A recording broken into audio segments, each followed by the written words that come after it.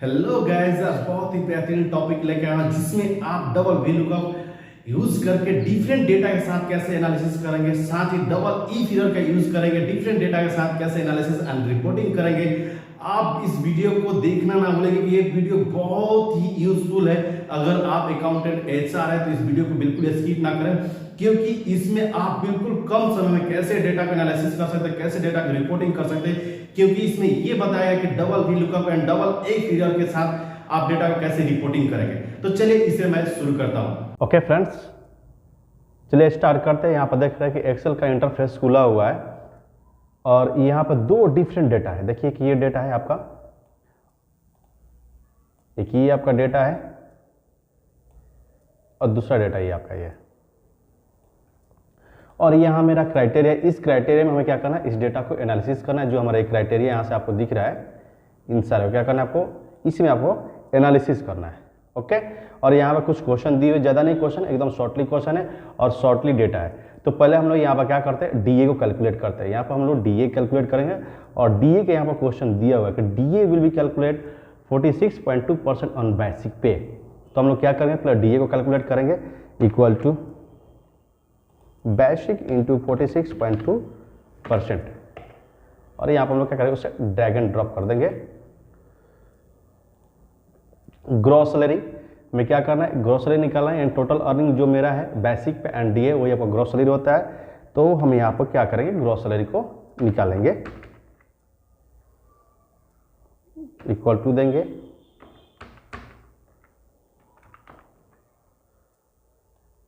और यहाँ सेलेक्ट कर लेंगे। यहाँ पर ग्रॉस सैलरी आ गया।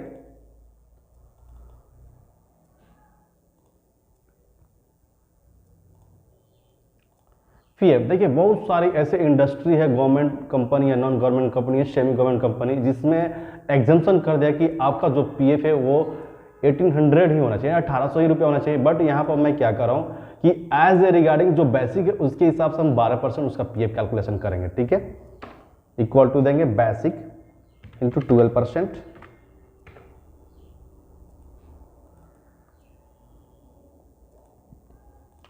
ESI, अब ESI एम्प्लॉय स्टेट इंश्योरेंस, जिसकी हमारा रेट है 0.75% है और उसकी यहाँ पे क्वेश्चन दी हुई है, ESI will be calculate 0.75% on basic if gross salary less than 21,000 otherwise 0। तो यहाँ पर हम लोग क्या करेंगे, ESI के लिए फॉर्मूला लगाएंगे, equal to if gross salary less than 21,000। तो हम लोग यहाँ पर क्या लेंगे, ग्रॉस सैलरी लेंगे less than 21,000 comma basic into 0.75% otherwise 0 और यहां पर हम एंटर करेंगे। तो आप देख पा रहे हैं कि जिसकी ग्रॉस सैलरी, देखिए यहां पर 21,000 से क्या है आपका ज्यादा है, यानी कितना है, 26,608 रुपया है। तो उसकी क्या होगा है, ESI डिडक्ट नहीं हुए, वो चला जाता है आपका इनकम टैक्स में। TDS डिडक्शन 21,000 से अगर ग्रॉस सैलरी ज़्यादा होता है तो हमारा क्या होता है, TDS चालू हो जाता है। अब यहाँ पर हम लोग क्या करेंगे, नेट सैलरी निकालेंगे। तो equal to gross salary minus sum deduction range.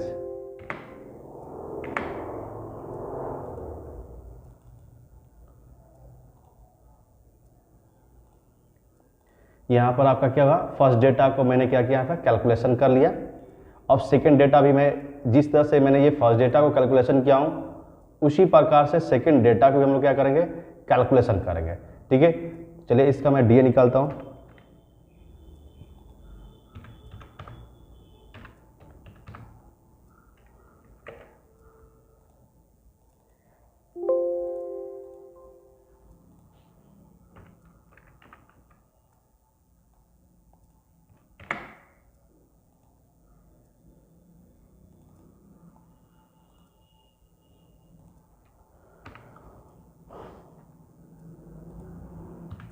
Basic into 12%।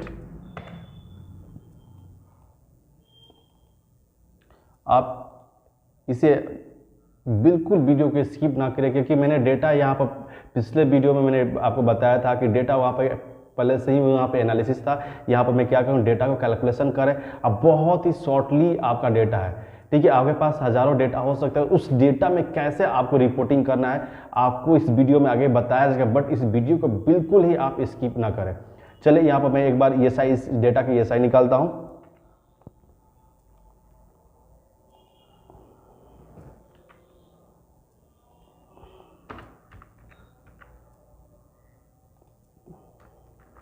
$21,000 then basic into 0.75%, otherwise 0,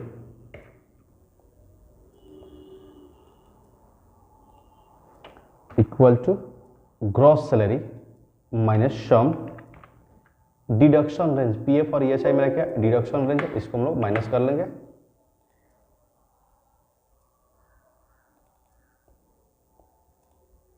तो आप देख पा रहे हैं कि यहाँ पर मेरा क्या है, फर्स्ट डेटा है, यहाँ पर मेरा सेकंड डेटा है। दोनों डेटा आपका क्या है, अलग अलग है, बिल्कुल अलग अलग है। आप देख सकते हैं इसका बेसिक पे अलग है, इसका बेसिक पे अलग है।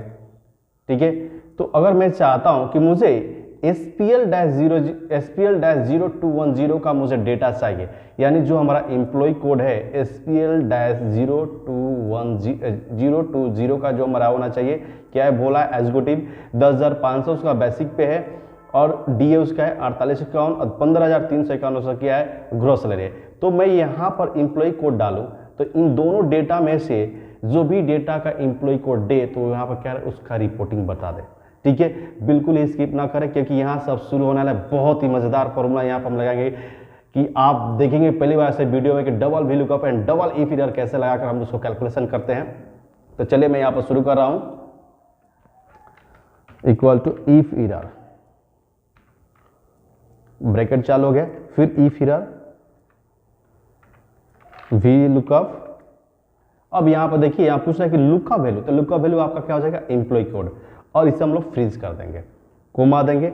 अब देखिए यहाँ बोल रहा है क्या, टेबल अरे, क्या बोल रहा है आपका टेबल अरे। तो जो मेरा फर्स्ट डेटा है ये हम क्या करें, इस डेटा को हम लोग सेलेक्ट कर लेंगे। ठीक है, इसको भी हम लोग क्या कर देंगे, फ्रीज कर देंगे, कोमा देंगे। अब पूछ रहा है क्या है कॉलम इंडेक्स नंबर, तो जो हमारा एम्प्लॉय नेम है वो सेकंड कॉलम है, तो हम क्या करें इस सेल को सिलेक्ट कर लेंगे, कोमा देंगे, जीरो देंगे। जीरो देंगे किस लिए कि ट्रू और फॉल्स के लिए हम लोग क्या करेंगे, मैच करने के डेटा के लिए हम लोग जीरो लगाते हैं। ब्रैकेट को बंद करेंगे।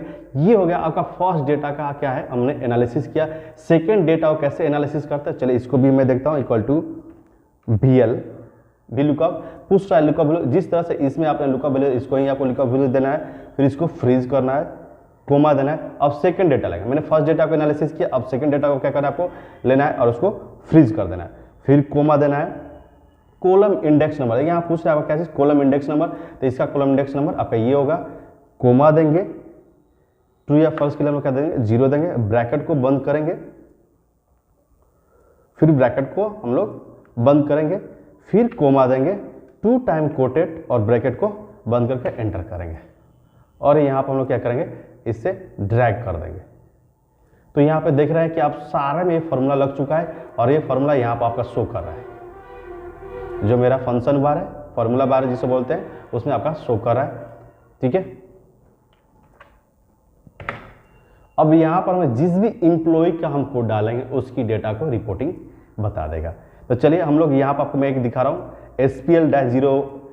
SPL-020 का हम लोग डाटा यहाँ पर डालते हैं, तो देखते हैं क्या उसका रिपोर्टिंग आता है। SPL-2020, तो देखिए यहाँ पर उसकी डेटा आ गया, और साथ ही साथ उस डेटा शीट में उसे हाईलाइट कर दिया है। आप देख पा रहे हैं यहाँ पर SPL-00, SPL-020 का क्या किया है, आपका डेटा को हाईलाइट कर दिया है, और साथ ही यहाँ पर देख रहे हैं उस डेटा का रिपोर्टिंग यहाँ पर आपका आ गया है। तो उम्मीद करता हूँ कि वीडियो बहुत ही अच्छा लगा होगा।